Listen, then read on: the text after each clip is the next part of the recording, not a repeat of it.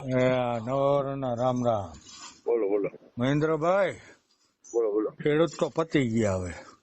હા તો આપણે શું બીજું કરીએ આપણે, તમે કયો. અમારે તો મેં ન કરવાની રજૂઆત કરી આવ્યા છીએ આપણે સરકારમાં. આપણે શું કરીએ એટલે કૃષિ મંત્રીને કરીએ એમ એવા નહીં, રજૂઆત. ઉદ્યોગપતિને બધું દેવાનું. ખેડૂત આ કયો વિષય? એમ હું એમ કહું, આજ મને બળતરા ઉઠી. ખેડૂતોને સહાય તો આપવાના જ છે, સરકાર હું કરે જ ધતુરો છે આપશે. કંઈક. આ એક વીઘે કેટલો ખર્ચો થયો? તમે ખેડૂતના દીકરા છે કોઈ નહીં? ખબર જ હોય ને યાર, આમ તો ખબર જ છે ને યાર. બીજું ખબર છે ને, તો અહીંયા 50 જણા હું ભેગા લઈને અહીં બેઠો છું. ક્યાં ગામ છો? લાઈટ જ છું, લાઈટ જ રહેવાનો છું. બરાબર છે. રજૂઆત કરી સરકારમાં. હું આખો દી રોકાણો, મુખ્યમંત્રીને કહી આવ્યા છીએ, લેખિત આપ્યું, મૌખિત આપ્યું, બધું કરી આવ્યા છીએ.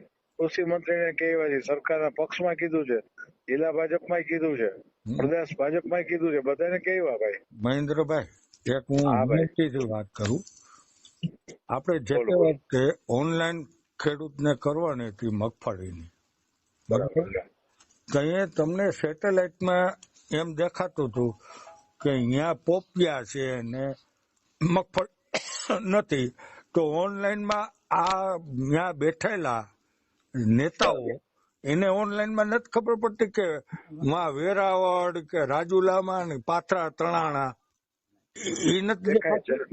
દેખાય જ ને. પાટલા તો રાજુલામાં ગયા હતા, મંત્રીઓ જ ગયા હતા બધા. હા, તો મંત્રીઓ હું આપી દેવાના? મને એ કઈક સમજણ નથી. કઈક રજૂઆત તો હવે સરકાર કરે છે ભાઈ, તૈયારી કરે છે, સર્વે કરવાના છે. તમે 1000 રૂપિયા દ્યો તો વીઘે ખર્ચે 30,000 થઈ ગયો મહેન્દ્રભાઈ ખર્ચો. સાચી વાત છે. અને માથે ઓઢીને રોવે છે ખેડૂત.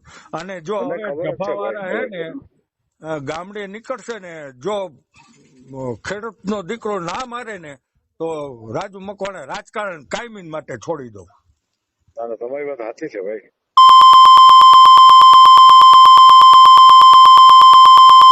બસ છે હવે.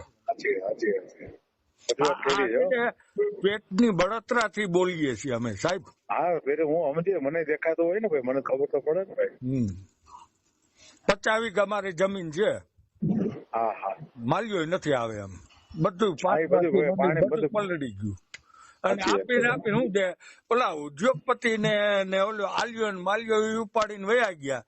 તો ગવર્મેન્ટ ને એ નથી ખબર પડતી, ગુજરાત સરકારને, ભાજપ સરકારને, કે આ ખેડૂત આપણો હેરાન થાય. ઓમ ખેતી પ્રધાન દેશ ગણે. વાત કરી સાચી છે, રજૂઆત કરી છે, કઈક સારું આવશે. સરકાર ચિંતા કરે છે ચોક્કસ. હો રાજુભાઈ, જોઈ હવે હા કરશે. પછી આવતા ની આ રસ્તે